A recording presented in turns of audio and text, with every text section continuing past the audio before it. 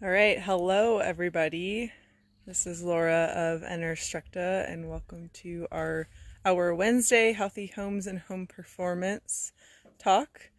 So, over the last couple of weeks, we have discussed heating and cooling systems as well as water heating. And so today we're going to talk about ventilation. So, there's been this thought in the past that a house needs to breathe. And in the past, when energy was cheap and they didn't really know as much about insulation and air sealing, houses were built to be, didn't have any insulation or air sealing, they were drafty, and no one really thought much about it. Now, in newer homes and in existing home retrofits, we're trying to tighten up homes in a way to help save energy and also for home health. So you might be asking, well, what if we tighten up our house? Like, what if we do air sealing and insulation and our house gets to be tighter? Like, is there a way that's going to be too tight? The answer is, with existing homes, generally that's not very possible because the thermal boundary of the house, so the difference between the inside and outside, is harder to clearly define, and so there will be still some air leaks in the home. And so really you want to install ventilation because I think we've mentioned it in another video, but you don't want to be pulling in random air from your crawl spaces and your attics and outside that's not filtrated. So making sure the exterior of your house is very well sealed, and then having a ventilation system that can draw in fresh air from the outside and exhaust stale air from the inside so that you have fresh air in your home can really help improve the health of your home. So in an existing home, there's some ways that you can do this. One thing is to check to see if you have a bathroom exhaust fan. So those a lot of people think of for exhausting moisture out of your bathroom after you take a shower is the most common use of them. And so that's also a health thing, is to prevent mold from building up in your bathroom. So that's part of why you're exhausting air from your bathroom. And it's really important to operate those when you're both showering and also beyond that, because there's going to be a lot of moisture that will linger on after showering. If you can, there are certain bath fans. I know there's multiple brands. I'll just throw out one. I'm not marketing it or getting paid for anything, but Panasonic Whisper Green is a fan that you can install, and it has a timer in there that you can set up to run continuously or at a very low rate, so you're not using a lot of energy, or intermittently at higher rates.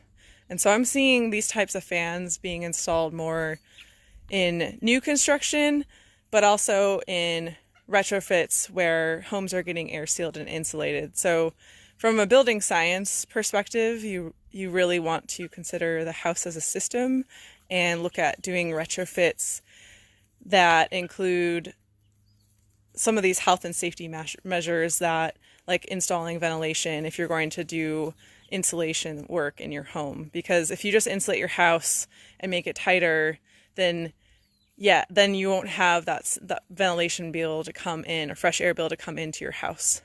So you'll want to install a fan. Also, so if you have a fan already, one thing to check is, I often see this in existing homes, is make sure that your duct from your fan is directly vented to the outside. So if you have an attic space above your home, so you have a flat ceiling and then there's an attic space above that's underneath, between the ceiling and your roof, that's generally where a lot of bath fans are getting exhausted, depending on if you have a single story or second story house and where the bathroom is. So oftentimes these ducts are not It's usually like a flexible metal duct, but sometimes there's rigid metal ducting. So I see those not always connected to a vent. So either they're just floating on top of the ceiling like joists, and they're just exhausting moisture into your attic, which is not what you want. I've actually seen mold growing on top of or underneath the roof deck. So underneath the roof, I got something in my eye. So I've seen mold growing there. So you really want to make sure that your bath fan is exhausting to the outside and that it's sealed to its own separate connection. So another thing I've seen are fan ducts that get brought up to like a roof vent, but they're not sealed all the way. So it's not, they're kind of there, but they're not sealed all the way. So those are a couple of things that you can do on your own. Is first to see if you have a fan in your bathroom, in every bathroom, and second, make sure it's ducted correctly, and then third, make sure you're using it. The other thing is to check the actual airflow through the fan. And this is something that I do in an energy assessment when I'm out in a house. I have a special piece of equipment where I can actually measure the airflow that's coming through the fan. So that allows me to figure out if it's operating correctly, or perhaps determine if a damper has been painted shut and it's not enabling air to exhaust. So that would be something where you could probably go look and see if your damper is painted shut or not. But the actual number and doing the testing is something that is part of my home energy assessment service that I offer. So there's some special diagnostic testing that takes special training and certification to do, but there's a lot of things that you can do on your own. So once you're able to go back into houses, I'd be happy to come and check out your fans and make sure that they are operating efficiently. The other thing, so that would be an exhaust only strategy for ventilation. So you could also, if you have a ducted heating system, you might also have a fresh air supply built into that system where there's a separate piece of ductwork that's ducted to the outside, and it pulls in fresh air into the heating system. So your house could have both that sort of a system, which is a supply side system, and an exhaust side system. So the benefit of having both of these is that you're able to equalize the pressure in your house, so you don't have rooms that are lower pressure, higher pressure, different pressure imbalances, and that they're more comfortable. So having a supply and exhaust system, this is something that would be possible for you to have in your home already installed or relatively easy retrofitted. Newer technology I'm seeing as far as balanced ventilation includes HRVs and ERVs. So HRVs are heat recovery ventilators, and ERVs are energy recovery ventilators.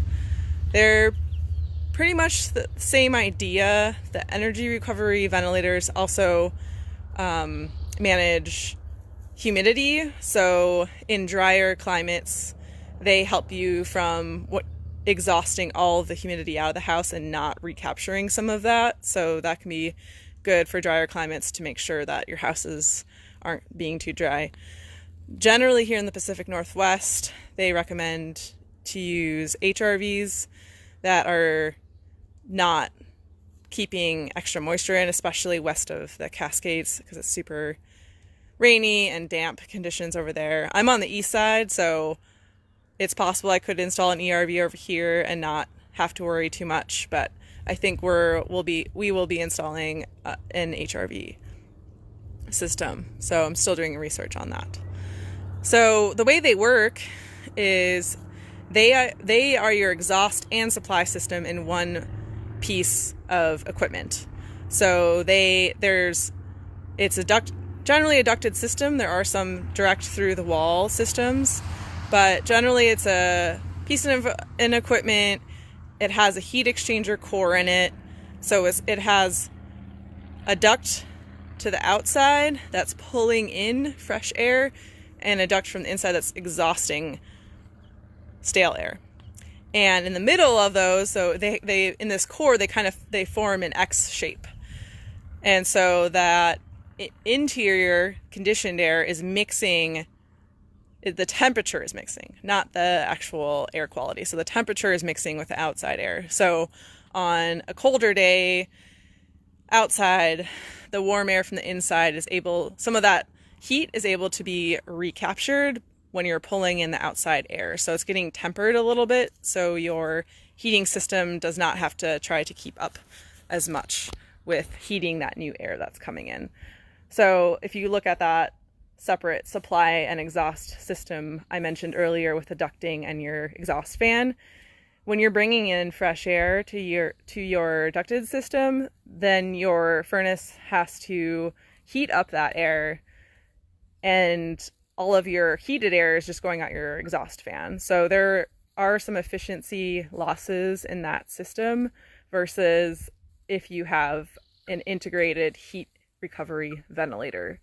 So that can save on efficiency, and you can set those to run at a low rate continuously, so you're not using a lot of energy. So that is ventilation. It's really important. There's no such thing as a tight house. In building science, we say build tight, ventilate right. So if you're thinking about doing a residential retrofit, or you're building a new house or ADU, accessory dwelling unit, I highly recommend exploring different balanced ventilation systems where you are bringing in fresh air from the outside and exhausting stale air from the inside through a heat exchanger core.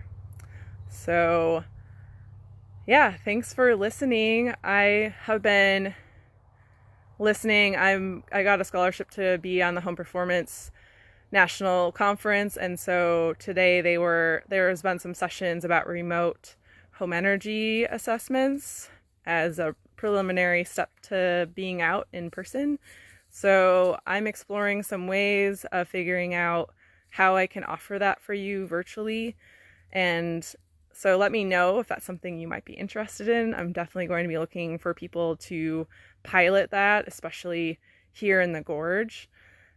And so I can talk to you and walk you through your home via video, and then provide some recommendations about some improvements that can help you be healthier in your home and save some energy and money. So, okay, I will see you, hopefully some of you, Saturday for our DIY class on mason bee houses. Okay, bye for now.